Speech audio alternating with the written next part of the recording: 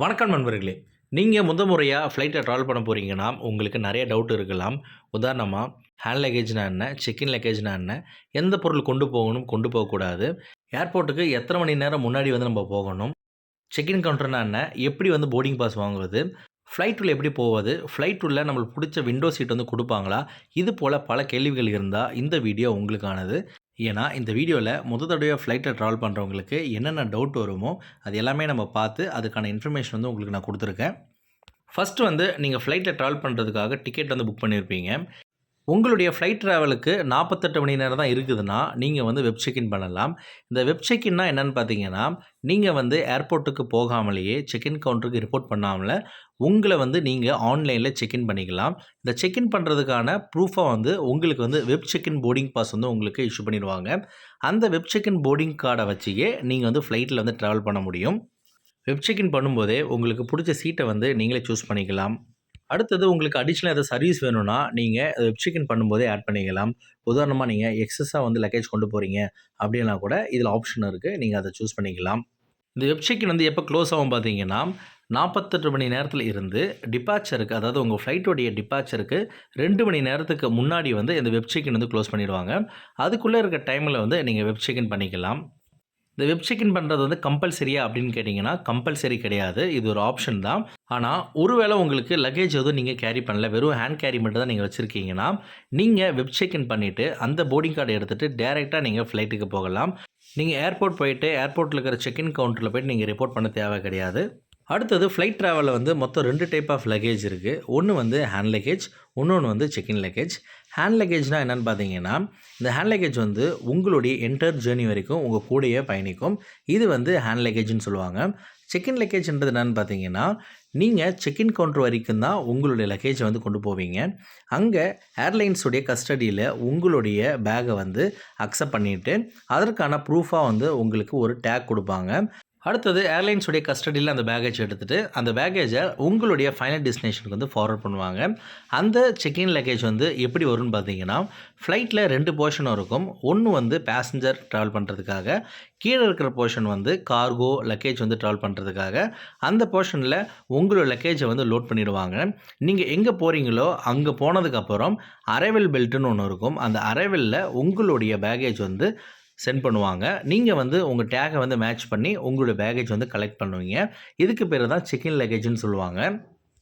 இப்போ உங்களுக்கு hand லக்கேஜுக்கும், check in லக்கேஜுக்கும் உள்ள வித்தியாசம் தெரிஞ்சிருக்கும். அடுத்தது ஹேண்ட் லக்கேஜ் உடைய சைஸ் அதிகபட்சமா எவ்வளோ இருக்கணும்னு பார்த்தீங்கன்னா, 115 சென்டிமீட்டர் டைமென்ஷன் இருக்கணும்.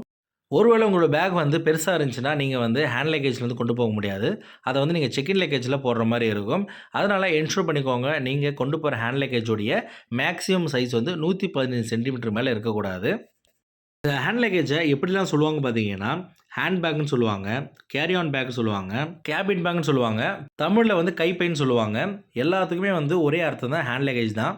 இந்த ஹேண்ட் லக்கேஜ்ல என்ன பொருள் கொண்டு போகணும், கொண்டு போகக்கூடாதுன்னு பார்த்தீங்கன்னா, உங்களுடைய ஃப்ளைட் ஜர்னிக்கு தேவையான பொருட்கள் நீங்க கொண்டு போகலாம். உதாரணமா dress, shoes, laptop, personal item, medicine, jewels, mobile phone, laptop, money, snacks, food item, power bank, charger இது போல இருக்கிற ஐட்டங்கள நீங்க ஹேண்ட் லக்கேஜ்ல கொண்டு போகலாம். எந்த ரெஸ்ட்ரிக்ஷனும் கிடையாது. எந்த பொருள் கொண்டு போகக்கூடாது அப்படின்னு பார்த்தீங்கன்னா, எந்த பொருளால உங்களுக்கோ, இல்ல ஃப்ளைட்டுக்கோ, இல்ல உங்க பக்கத்துல இருக்கிறவங்களுக்கு ஆபத்து விளைவிக்கிற எந்த பொருளுமே ஹேண்ட் லக்கேஜ்ல அலோட் கிடையாது. ஹேண்ட் லக்கேஜ்ல எந்த பொருள் கொண்டு போகணும், கொண்டு போகக்கூடாது அப்படின்னு சொல்லிட்டு கம்ப்ளீட்டான ஒரு வீடியோ நான் ஏற்கனவே போட்டிருக்கேன். டிஸ்கிரிப்ஷன்ல லிங்க் இருக்கு. அந்த லிங்க்க நீங்க கிளிக் கொடுத்து நீங்க பார்த்துக்கோங்க. அடுத்தது check in luggage. Check in luggage உடைய அதிகபட்ச சைஸ் எவ்வளோ இருக்குன்னு பார்த்தீங்கன்னா, 158 சென்டிமீட்டர் டைமென்ஷன் மேல இருக்கக்கூடாது. அதிகபட்சமா எவ்வளோ வெயிட் அக்செப்ட் பண்ணுவாங்க பார்த்தீங்கன்னா, நீங்க டொமஸ்டிக் ஃப்ளைட்ல ட்ராவல் பண்ணீங்கன்னா, 15 கிலோ வரைக்கும் அக்செப்ட் பண்ணுவாங்க. இதே இன்டர்நேஷனல் ஃப்ளைட்ல நீங்க ட்ராவல் பண்ணீங்கன்னா, 30 கிலோ இருந்து அக்செப்ட் பண்ணுவாங்க. எத்தன பேக் செக் இன் லக்கேஜ்ல கொண்டு போலாம் அப்படின்னு கேட்டீங்கன்னா, நீங்க டொமஸ்டிக் ஃப்ளைட்ல போனீங்கன்னா, ஒரே ஒரு பேக் தான் அலோ பண்ணுவாங்க. இன்டர்நேஷனல் ஃப்ளைட்ல நீங்க ட்ராவல் பண்ணீங்கன்னா, 2க்கு மேல பேக் அலோ பண்ணுவாங்க. இது ஒவ்வொரு ஏர்லைன்ஸுக்கும் மாறும். நீங்க எந்த ஏர்லைன்ஸ்ல ட்ராவல் பண்றீங்கன்னு சொல்லிட்டு கமெண்ட் செக்ஷன்ல கமெண்ட் பண்ணுங்க. அதுக்கு எத்தன லக்கேஜ் கொண்டு போகலாம் அப்படின்னு சொல்லிட்டு நான் இன்ஃபர்மேஷன் உங்களுக்கு குடுக்குறேன். அடுத்தது செக் இன் லக்கேஜ்ல என்ன பொருள் கொண்டு போகணும், கொண்டு போகக்கூடாதுன்னு பார்ப்போம். கற்பூரம், பூஜை ஐட்டம், கொப்பரை தேங்காய், வெடிபொருள், வெடிமருந்து, கொப்பரை தேங்காய், lighter, cigarette, M-Seal, Fevicol, thinner, mosquito spray, எலி மருந்து, பாய்சன் சம்மந்தப்பட்ட ஐட்டம், ஆசிட் ஐட்டங்கள், கிளீனிங் சப்ஸ்டன்ஸ் இது போல ஐட்டம்லாம் வந்து செக் இன் லக்கேஜ்ல வந்து அலோவ் பண்ண மாட்டாங்க. ஹேண்ட் லக்கேஜ் போலவே எந்த பொருள் வந்து செக் இன் லக்கேஜ்ல அலோவ் பண்ணுவாங்க மாட்டாங்க. எந்த பொருள் கொண்டு போகணும், கொண்டு போகக்கூடாது அப்படின்னு சொல்லிட்டு கம்ப்ளீட் வீடியோ வந்து ஏற்கனவே நான் நம்ம சேனல்ல போட்டிருக்கேன். டிஸ்கிரிப்ஷன்ல இதுக்கும் லிங்க் இருக்கு. வேணுன்றவங்க கிளிக் கொடுத்து நீங்க பார்த்துக்கோங்க. உங்களுக்கு கண்டிப்பா உபயோகமா இருக்கும். அடுத்தது ஏர்போர்ட்டுக்கு எத்தனை மணி நேரத்துக்கு முன்னாடி வந்து ரிப்போர்ட் பண்ணணும்னு பார்ப்போம். நீங்க டொமஸ்டிக் பேசஞ்சரா இருந்தீங்கன்னா, அதாவது இந்தியாக்குள்ள டிராவல் பண்ற மாரி இருந்தீங்கன்னா, உங்களுடைய செக் இன் கவுண்டர் வந்து உங்களோட டிபார்ச்சர்ல இருந்து 2 மணி நேரத்துக்கு முன்னாடி வந்து ஸ்டார்ட் பண்ணுவாங்க. உதாரணமா உங்களோட ஃப்ளைட் வந்து 12 மணிக்குன்னா, செக் இன் கவுண்டர் வந்து 10 மணிக்கு வந்து ஸ்டார்ட் பண்ணுவாங்க. எப்போ வந்து க்ளோஸ் பண்ணுவாங்க பார்த்தீங்கன்னா, டிபார்ச்சருக்கு 45 நிமிஷத்துக்கு முன்னாடி வந்து க்ளோஸ் பண்ணுவாங்க. அதாவது 12 மணிக்கு டிபார்ச்சர்னா 11:15க்கு வந்து க்ளோஸ் பண்ணிடுவாங்க. நீங்க இந்த 10 மணிலேருந்து 11:15க்குள்ள வந்து நீங்க ஏர்போர்ட் உள்ள போயிடணும். ஒருவேளை நீங்க கவுண்டர் க்ளோஸ் பண்றதுக்கு முன்னாடி வந்து ரிப்போர்ட் பண்ணலன்னா, உங்களால ஃப்ளைட்ல வந்து டிராவல் பண்ண முடியாது. அதனால நீங்க ஃபர்ஸ்ட் டைம் வந்து ஃப்ளைட்ல டிராவல் பண்ண போறீங்கன்னா, மினிமம் 2 ஹவர்ஸ்க்கு முன்னாடி வந்து நீங்க ரிப்போர்ட் பண்ணுங்க. சப்போஸ் நீங்க இன்டர்நேஷனல் ஃப்ளைட்ல வந்து நீங்க டிராவல் பண்றீங்கன்னா, அட்லீஸ்ட் 3 to 4 ஹவர்ஸ்க்கு முன்னாடி ஏர்போர்ட் நீங்க ரீச் ஆவுறது ரொம்ப ரொம்ப நல்லது. ஏன்னா, இன்டர்நேஷனல் கவுண்டர் வந்து 3 மணி நேரத்துக்கு முன்னாடி வந்து ஸ்டார்ட் பண்ணுவாங்க. அதேபோல 1 ஹவருக்கு முன்னாடி வந்து க்ளோஸ் பண்ணிடுவாங்க. ஃபர்ஸ்ட் டைம் வந்து இன்டர்நேஷனல் ஃப்ளைட்ல டிராவல் பண்றவங்க அட்லீஸ்ட் 3 to 4 ஹவர்ஸ் முன்னாடி ஏர்போர்ட் ரீச் பண்ணது நல்லது. ஏன்னா, உங்களுக்கு டாக்குமெண்ட் செக்லாம் கொஞ்சம் எக்ஸ்ட்ரா இருக்கிறதுக்கான சான்சஸ் இருக்கு. அடுத்தது நீங்க ஏர்போர்ட் போயிட்டீங்க. ஏர்போர்ட் போனதுக்கப்புறம் என்ன பண்ணணும்னு பார்த்தீங்கன்னா, ஏர்போர்ட்ல மொத்தம் 2 கேட் இருக்கும். ஒண்ணு வந்து டிபார்ச்சர் கேட், இன்னும் வந்து அரைவல் கேட். நீங்க டிபார்ச்சர் கேட் வழியா தான் நீங்க உள்ள போக முடியும். அரைவல் கேட் என்பது பேசஞ்சர்லாம் வரவங்க அரைவல் கேட் வழியா வருவாங்க. இந்த டிபார்ச்சர் கேட்ல தான் நீங்க உள்ள போகணும். இந்த டிபார்ச்சர் கேட்ல நீங்க என்ன பண்ணணும்னு பார்த்தீங்கன்னா, நீங்க டொமஸ்டிக் பேசஞ்சரா இருந்தீங்கன்னா, உங்களுடைய ஐடி ப்ரூஃபும், உங்களுடைய டிக்கெட் காப்பியும் காட்டணும். அப்படி இல்லன்னா, நீங்க ஏற்கனவே வெப் செக் இன் பண்ணியிருந்த போர்டிங் கார்டு இருந்துச்சுன்னா, அந்த போர்டிங் கார்டும், உங்களுடைய ஐடி ப்ரூஃபும் வந்து நீங்க என்ட்ரி கேட்ல காட்டணும். என்ட்ரி கேட்ல காட்டுன பிறகு சிஎஸ்எஃப் வந்து அத செக் பண்ணதுக்கப்புறம், உங்கள வந்து ஏர்போர்ட் உள்ள போக விடுவாங்க.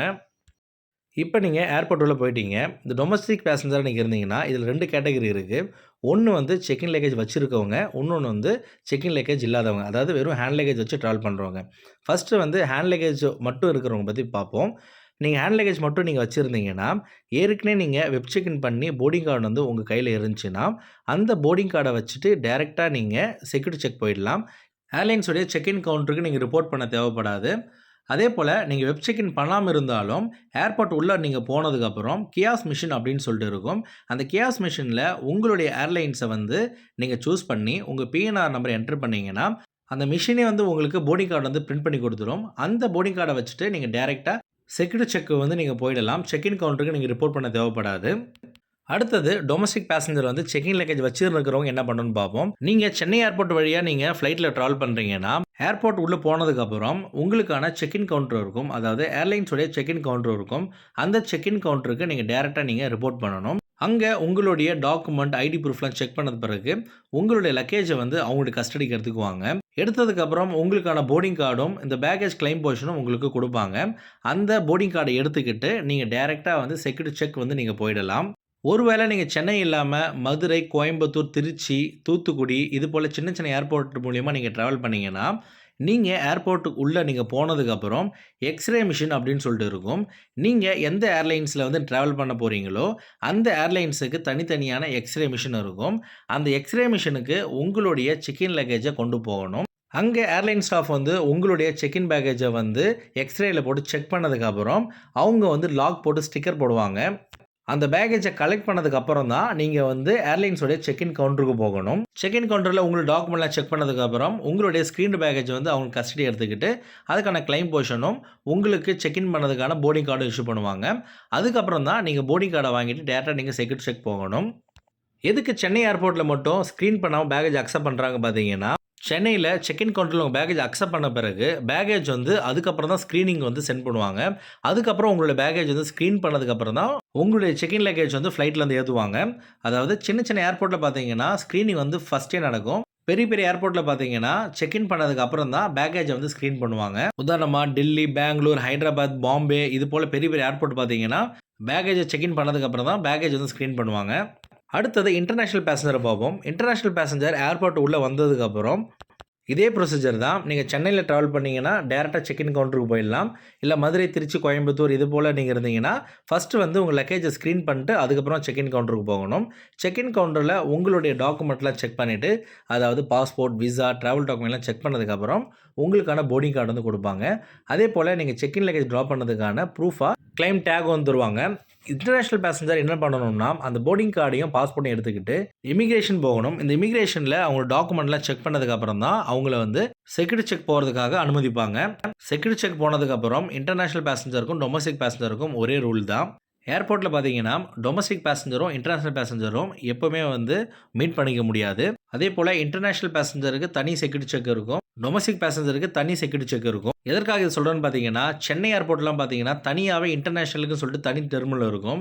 நீங்கள் மதுரை, திருச்சி, கோயம்புத்தூர் இது மாதிரி ஏர்போர்ட்டில் வந்து நீங்கள் போகிறீங்கன்னா ஒரே டெர்மினல் தான் இருக்கும். அதாவது ஒரே ஏர்போர்ட் தான் இருக்கும்.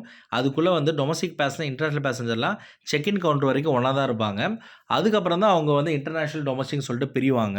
அடுத்தது செக்யூரிட்டி செக்கில் வந்து என்ன பண்ணுவாங்க பார்த்தீங்கன்னா, உங்களையும் உங்களுடைய ஹேண்ட் லக்கேஜும் தரவாக செக் பண்ணுவாங்க. செக் பண்ணதுக்கப்புறம் தான் உங்கள வந்து மேற்கொண்டு அனுமதிப்பாங்க. அடுத்தது நீங்கள் எல்லா ப்ராசஸும் முடிச்சுட்டு நீங்கள் எஸ்ஹெச்ஏ கிளியர் பண்ணியிருக்கீங்க. அடுத்தது நீங்கள் என்ன பண்ணணும்னு பார்த்தீங்கன்னா, எஸ்ஹெச்ஏ கிளியர் பண்ணதுக்கப்புறம் போர்டிங் கேட் இருக்கும். அதாவது போர்டிங் கேட்ன்றது என்னன்னு பார்த்தீங்கன்னா, அந்த கேட் வழியா தான் நீங்கள் ஃப்ளைட்டுக்கு வந்து நீங்கள் போகிற மாரி இருக்கும். இந்த போர்டிங் கேட் வந்து உங்களுடைய போர்டிங் கார்ட்லேயே வந்து மென்ஷன் பண்ணியிருப்பாங்க. எந்த போர்டிங் கேட் வந்து மென்ஷன் பண்ணியிருக்காங்களோ, டைரக்ட்டா நீங்க அந்த போர்டிங் கேட் போயிட்டு நீங்க வெயிட் பண்ணணும். அங்க வந்து உங்களுக்கான போர்டிங் அனௌன்ஸ்மென்ட் போடுவாங்க.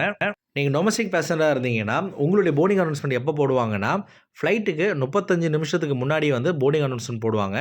அதேபோல போர்டிங் எப்போ க்ளோஸ் பண்ணுவாங்கன்னா, ஃப்ளைட்டுக்கு 20 நிமிஷத்துக்கு முன்னாடியே க்ளோஸ் பண்ணிடுவாங்க. அப்ப நீங்க இந்த போர்டிங் கேட் வழியா உங்களுக்கான ஃப்ளைட்டுக்கு வந்து நீங்க போகலாம். இன்டர்நேஷனல் பேசஞ்சருக்கும் இதே ப்ரொசீஜர் தான். 45 மினிட்ஸ்க்கு முன்னாடி வந்து போர்டிங் வந்து ஸ்டார்ட் பண்ணுவாங்க. 1/2 மணி நேரத்துக்கு முன்னாடி வந்து க்ளோஸ் பண்ணிடுவாங்க. போர்டிங் க்ளோஸ் பண்ணிட்டா என்ன ஆகும் அப்படின்னு நீங்க கேட்டீங்கன்னா, போர்டிங் க்ளோஸ் ஆயிடுச்சுன்னா, அந்த ஃப்ளைட்ல வந்து நீங்க போக முடியாது. உங்கள வந்து ஆஃப்லோட் பண்ணிடுவாங்க. போர்டிங் கேட்லேருந்து ஃப்ளைட்டுக்கு வந்து எப்படி நீங்கள் போகணும்னு பார்த்தீங்கன்னா, ஒரு சில ஃப்ளைட்லாம் பார்த்தீங்கன்னா, ஏரோ பிரிட்ஜில வந்து கனெக்ட் ஆகிருக்கும். ஏரோ பிரிட்ஜ் மூலிமா கனெக்ட் ஆயிருந்துச்சுன்னா, நீங்கள் அந்த ஏரோ பிரிட்ஜ் மூலியமாவே நீங்க நடந்து போயிட்டு ஃப்ளைட் உள்ள போவீங்க. ஒரு சில ஃப்ளைட்லாம் பார்த்தீங்கன்னா, வெளிய வந்து பார்க் பண்ணியிருப்பாங்க. அப்படி சப்போஸ் பார்க் பண்ணியிருந்தாங்கன்னா, உங்கள வந்து பஸ்ஸில வந்து கூட்டிட்டு போவாங்க. அந்த பஸ்ஸில வந்து ஏத்திக்கிட்டு, அந்த பஸ் வந்து அந்த ஃப்ளைட் கிட்ட போகும். ஃப்ளைட்ல இறக்கி விட்டோனே, அந்த பஸ்ல இருந்து நீங்க ஃப்ளைட்ல ஏறுற மாரி இருக்கும். ஃப்ளைட்ல போறதுக்கு முன்னாடி உங்களுடைய போர்டிங் கார்ட்ல சீட் நம்பர் வந்து மென்ஷன் பண்ணியிருப்பாங்க. அந்த சீட் வந்து எங்க இருக்குன்னு சொல்லிட்டு தெரிஞ்சுக்குவாங்க. அடுத்தது ஃப்ளைட்டுன்னு போனதுக்கப்புறம் உங்களுடைய சீட்டுக்கு மேலே பார்த்தீங்கன்னா, ஓவர் பின் இருக்கும். அந்த ஓவர் பின் மேல தான் உங்களுடைய ஹேண்ட் லக்கேஜ வந்து நீங்க வைக்கணும். அதுக்கு கீழ வந்து உங்களுடைய சீட்ல வந்து நீங்க உட்காரலாம். ஃப்ளைட்ல ஏறுனதுக்கப்புறம் டேக் ஆஃபும், லேண்டிங் நல்லா என்ஜாய் பண்ணுங்க. என்ஜாய் பண்ணதுக்கப்புறம் அரைவல் வரும். அதாவது எந்த ஏர்போர்ட் போறீங்களோ அந்த ஏர்போர்ட் வரும். அந்த ஏர்போர்ட்ல இறங்குனதுக்கப்புறம் உங்கள வந்து அரைவல் ஹால் வந்து கொண்டு வருவாங்க. அரைவல் ஹால்ல பார்த்தீங்கன்னா, நெறைய பெல்ட் இருக்கும். அந்த ஒவ்வொரு பெல்ட்லயும் ஒவ்வொரு ஏர்லைன்ஸோடைய லக்கேஜ் வந்து போடுவாங்க. உங்க ஏர்லைன்ஸோடைய பேக்கேஜ் வந்து எந்த பெல்ட்ல வருதுன்னு சொல்லிட்டு கேட்டுக்கோங்க. அந்த பெல்ட் நம்பருக்கு முன்னாடி நீங்க நின்னீங்கன்னா, உங்களோட லக்கேஜ் வந்து அந்த பெல்ட்ல வரும். அந்த பெல்ட்ல உங்களுடைய லக்கேஜ வந்து கலெக்ட் பண்ணிக்கோங்க. கலெக்ட் பண்ணும்போது உங்களுடைய லக்கேஜான்னு பார்த்து செக் பண்ணி கலெக்ட் பண்ணுங்க. ஏன்னு பார்த்தீங்கன்னா, ஒரே மாரியான பேக் வந்து பல பேர் வந்து யூஸ் பண்ணுவாங்க. அதனால டேக் நம்பர செக் பண்ணிட்டு நீங்க வந்து கலெக்ட் பண்ணிக்கோங்க. இதே நீங்க இன்டர்நேஷனல் பேசஞ்சரா இருந்தீங்கன்னா, பேக்கேஜ் கலெக்ட் பண்றதுக்கு முன்னாடியே இமிகிரேஷனும், கஸ்டம்ஸும் கிளியர் பண்ற மாரி இருக்கும். உங்களுடைய இமிகிரேஷன், கஸ்டம்ஸ் கிளியர் பண்ணதுக்கப்புறம், உங்களுடைய லக்கேஜ கலெக்ட் பண்ணிட்டு, நீங்க அரைவல் வழியா நீங்க வெளிய வந்துரலாம். நான் குடுத்த தகவல் உங்களுக்கு பயனுள்ளதா இருந்திருக்கும்னு நம்புறேன். உங்களுடைய ஃப்ரெண்ட்ஸ் அண்ட் ஃபேமிலி யாராவது மொத தடவையா ஃப்ளைட்ல ட்ராவல் பண்றாங்கன்னா, இல்ல ஃப்ளைட்ல ட்ராவல் பண்ண நெனைக்கிறாங்கன்னா, அவங்களுக்கு இந்த வீடியோவ ஷேர் பண்ணுங்க. கண்டிப்பா அவங்களுக்கும் பயனுள்ளதா இருக்கும். உங்களுக்கு நான் சொன்னத மீறி வேற ஏதாவது டவுட் இருந்தாலும் கமெண்ட் செக்ஷன்ல கமெண்ட் பண்ணுங்க. கண்டிப்பா உங்களுக்கு நான் ரிப்ளை பண்ணுவேன். மேலும் ஃப்ளைட் டிராவல் சம்மந்தமான எந்த ஒரு வீடியோவுக்கும் நம்ம சேனல மறக்காம சப்ஸ்கிரைப் பண்ணிடுங்க. நன்றி, வணக்கம்.